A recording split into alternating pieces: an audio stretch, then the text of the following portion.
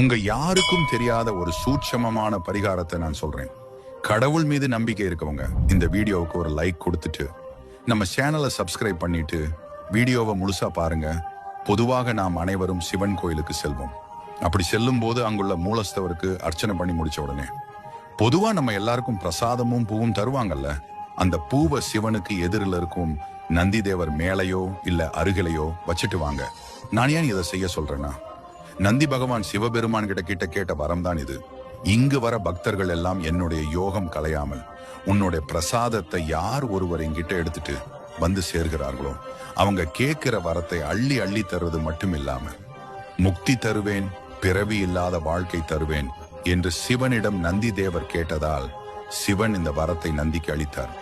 இந்த விஷயத்தை நீங்க கண்டிப்பா நம்பி செஞ்சீங்கன்னா திருமண தடை, ஜாதக தோஷம், அனைத்து விதமான பிரச்சனைகளும் கண்டிப்பா நீங்கிவிடும். உங்களால் முடிந்த அளவுக்கு நந்தி தேவரை பிரதோஷ காலங்களில் மட்டுமல்லாமல் அனைத்து நாளிலும் பொதுவாக அவரை மனதார வழிபடுங்க. சகல தோஷமும் நீங்கிடும்.